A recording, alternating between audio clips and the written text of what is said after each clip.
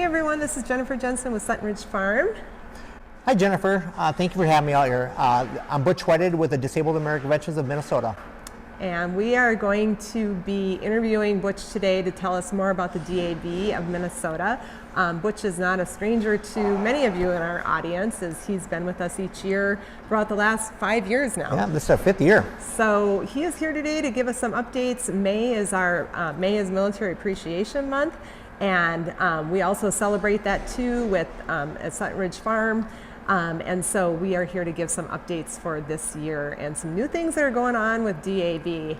So let's get into it. That sounds great, Jen. All right. So one thing, that I think is maybe a little misconception. People hear DAV Mn, so that's Disabled American Vets of Minnesota, but it sounds very close to the VA.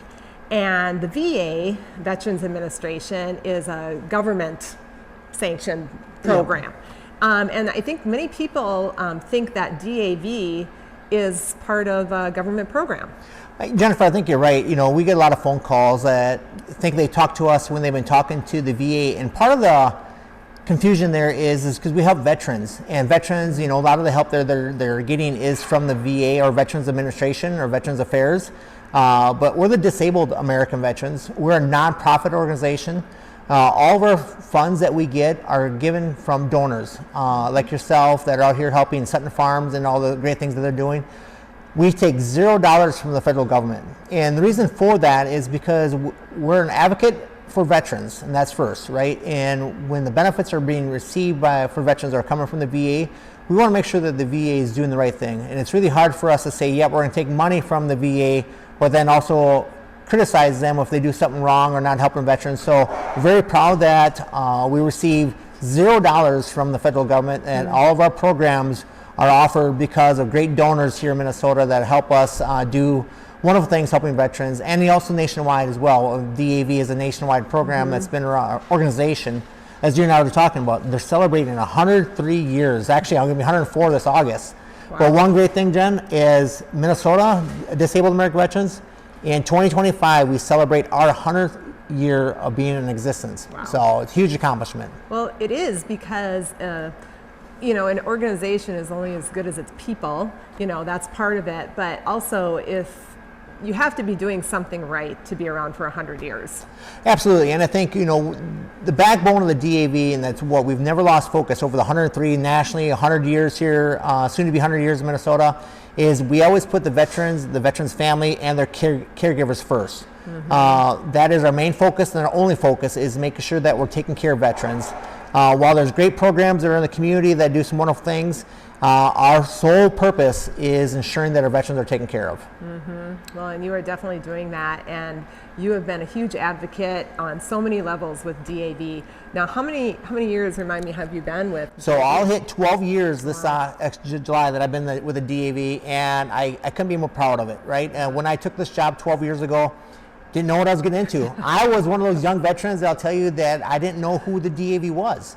And I'll tell you, I've learned really quickly who we are, what we do, and I want to make sure that those veterans that are just like me, that didn't know what DAV stood for, what Disabled American Veteran was, I'm making sure that every veteran that's out there, young or old, knows who the DAV is and why we exist.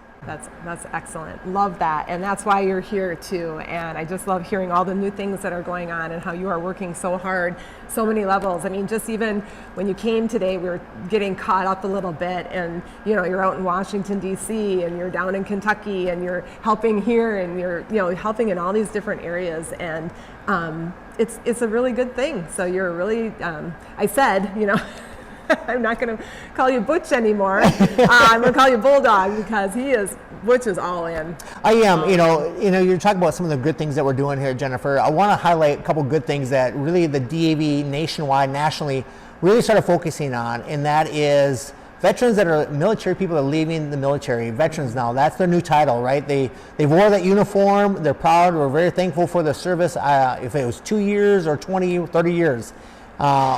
We want to make sure we're helping them transition to the next chapter of their life. Mm-hmm. And one of the things that we really started putting a lot of effort into, and that is recruitment into the new career. So we're finding that when veterans leaving the military base, they don't really want to maybe find a job right there on that same state or wherever they're from. They want to go back to their home state or to a different state. Yeah. So we started up the program doing online job fairs. So a veteran, as they're getting ready to up process from the military, they know when they're going to be done, they can start planning ahead. They want, so you're not going to a community, not having a career yet, not knowing what the next chapter looks like, helping them set themselves up for success, as well as helping their family, because families can also go on this job fair and start applying for jobs with companies that want to hire veterans. That's the sole purpose of why these companies are there, because they're dedicated to wanting to hire veterans. It's been very successful. We're doing in-person job fairs, roughly about, I'd say, 12 in-person job fairs, but we're doing 6 online job fairs a year, just because there's such a big demand out there for making sure that these veterans that are, or even maybe have a job, want a new job, because can't forget about that as well. It's open to everybody, and that's been a great win for us. It really has. Yeah, that's wonderful. Yeah, I was just reading that the letter that came in from the National DAV, and they were highlighting some people on the career fairs was a big thing.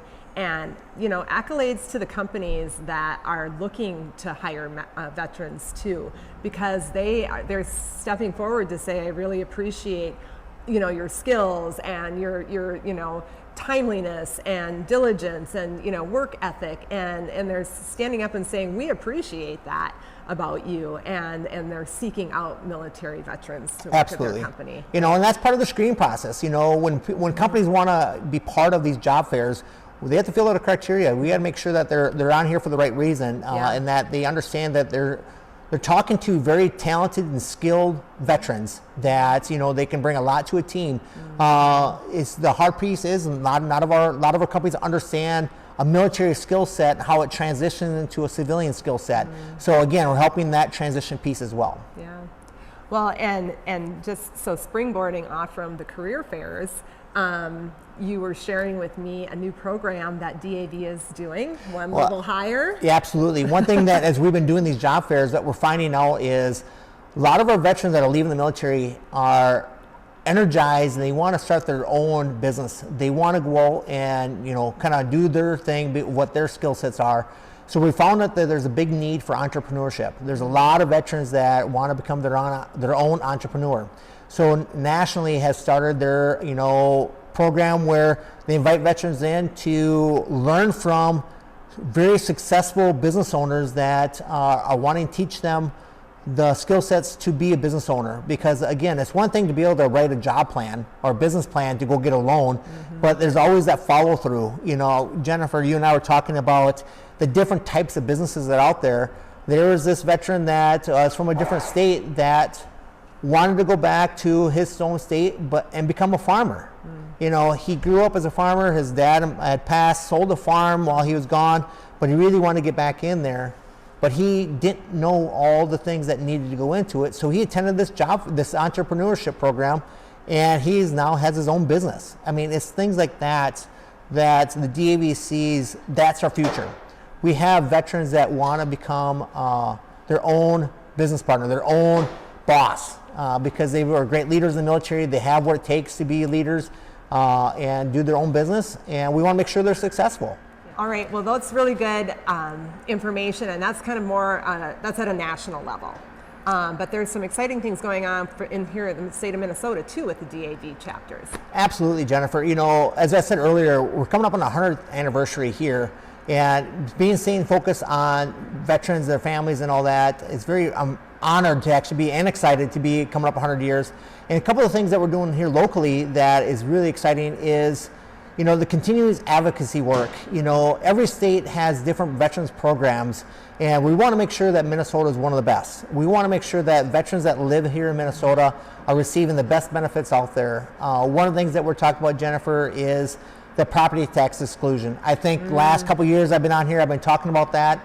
We're not giving up on it. The property tax exclusion is a program that was for veterans that are disabled, receiving a compensation for the disability, get a discount on their property tax value from their county. Right now, that program is set up as if you're 100% service connected, total and permanent, you get up to $300,000 of your property tax value excluded from your property tax costs. If you're 70% or higher, it's $150,000. Well, that's what it started out as, back in, I want to say, don't quote me on this, I want to say it was 1989 when we first got that going. I might be wrong there, but it hasn't changed. Well, cost of living has gone about how much? Cost of a house is where it's at today. We really need to see that increase. So this year, the big push for us here locally in Minnesota is getting that 100% changed to $400,000 value, and that 70% and higher changed to $200,000. But in addition to that, we feel that there's a population that's still not getting the benefit, and that is those that are getting service-connected disability for less than 70%. So those are at 60, 50%. So we're trying to lower that down so those that are lower disability also get a benefit as well. And then the catch this year, so we don't go through this gap again, the long period of time that we have been, that we want to add in that every year there's also an increase to that based off of whatever the cost of living increase is for the state and things like that. So we're doing a lot of work. So when you're out there talking to your local representatives, be sure to bring that one up to your representative about, hey, how are you supporting the property tax value this year for our veterans? Because that's very important. We have a lot of veterans in our communities that could really use benefit of that. So that's a big push for us, Jennifer. And it may sound like a lot of veteran benefits, but when as a person who raises their hand and volunteers to go in and serve our country, this is just, everything's been put up Right. front. And now this is all the aftermath, so to speak. You retired, you left, you took off the uniform, but your life still goes on. And these are just the benefits really that were promised Right. by our government, but seem to be being fulfilled and helped by a nonprofit. The big catch there too, when you think about what we're talking about, and it's the small number of people in your community that are eligible for it. When you think about Minnesota, there's, I think last year's study showed that there's 293,000-ish veterans in the state of Minnesota. Well, the average, what the VA reports is roughly about 25%, 26% of those are receiving some type of a disability. So then you break that down to even lower of how many are actually receiving 70% or higher.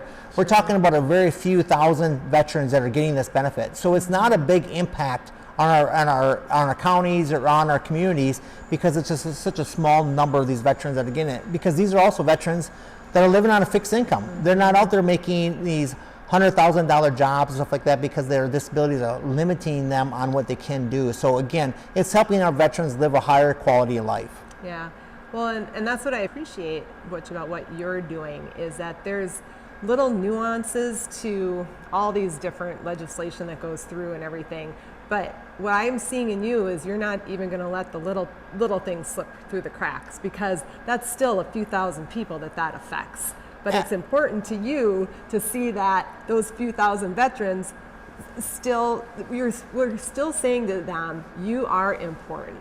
Absolutely. Every one of us veterans in this state is important. There's not one more important than the other. We're all equal, the same table, sitting in the same chair. We're all equal, but at the same time is we have some veterans that need a little bit more assistance because they don't have the means to do others. So we gotta make sure we take care of them. One thing I want to highlight, Jennifer, about local DAV in Minnesota is the transparency. I think it's so important that our communities know who we are, what we do, why we do it. If you want to learn more about the DAV, where the money is going to, how we get our money, everything's transparent. You can go to our website, which is at davmn.org, and you can see all of our financial reports, all of our things that we are doing, because at the end of the day, if somebody wants to support a veteran and they want to make sure that that veteran is going to that cause, I want to make sure that donor knows that that money that they're giving is going to where they said. And so I'm very proud of that. Something that the 12 years that I've been here, I'm very proud of, things that, the DAV Minnesota, we're a Better Business accredited organization. We're rated by a nonprofit organization called Minnesota Council for Nonprofits, making sure that we have outside entities ensuring that we as nonprofit are doing the right thing for our donors. So I'm very proud of that, so our general public can know that as well. Yes, absolutely. So I guess just maybe wrapping things up, how can civilians and the general public help DAV? What are ways that we can? Well, I think one big thing, Jennifer, is what you're doing, right? I mean, for you and Mark and what yours are doing, by making your donations to the DAV, when you're actually coming out and having people come support you, they know that you're supporting things that are very important to your cause as well, and that is veterans. Those others in the community, you know, continue to advocate for veterans issues that are going on locally, because, you know, everything starts locally. I always say that to people, you know, local politics starts everything. So when you have veterans that need assistance, please consider helping them. You know, there's a lot of needs for veterans. Not one organization can do it all. We as an organization, we as a community can take care of veterans, though. You know, people like Sutton Farms Ridge here and all the great work they're doing, you know, partnering with the DAV, partnering with Every Third Saturday, you know, giving back to those organizations that are doing the right thing. That is a great way to go, Jennifer. It really is. That's wonderful. There's volunteer opportunities too, aren't there? Yes, actually, one thing I should have highlighted earlier, Jennifer, you know, I know we're wrapping things up, but those that don't know, April is Volunteer Appreciation Month. Okay. So DAV nationwide is going to be trying to highlight that by doing a couple of volunteer projects for helping veterans in our communities. In Minnesota, we're working on a couple projects, so, you know, watch for us. We're actually going to be able to do a couple projects helping veterans, simple things, maybe helping a veteran get their yard ready, because it's spring. You know, I know tomorrow we're talking about some other cold stuff coming, but we're getting close to it. Spring has actually started yesterday or today. We're actually going to hopefully help some veterans get their yard ready for spring, to maybe start putting some flowers in and things like that. I love that. But little things like that, when you're actually helping a veteran that can't go out and do it themselves anymore, giving a little extra time, volunteering your time, you know, be an hour, you know, half hour, whatever, it goes a long way in making a veteran have a lot higher quality life. I love that. Is there a place where you can find out how to Yeah, plug actually, in somewhere? Yeah, if you want to go to davvolunteer.org, you can sign up actually to volunteer that you're going to donate 1 hour. It doesn't need to be on one particular day. It says, hey, I'm going to go out and volunteer 1 hour this month. And tell us what you want to do. Tell us where you want to help. And we can maybe help link you up with a veteran that needs that type of service and stuff like that. So if you have an extra time, please consider that. I love it. Well, thank you, Butch, for coming. Always good to have you here. And you guys are going to be a part of the Military Appreciation Day again in September. So we're excited to have you out again for that. And just lots of good things going on. Absolutely. Thank you for having me, Jennifer. This was such a great thing we got to do. You know, this is I think our third year doing this. I always look forward to doing this to highlight all the great things that the DAV is doing to make sure that everybody knows it. So thank you for continuing supporting us. Absolutely. Thanks for coming. Bye. Bye.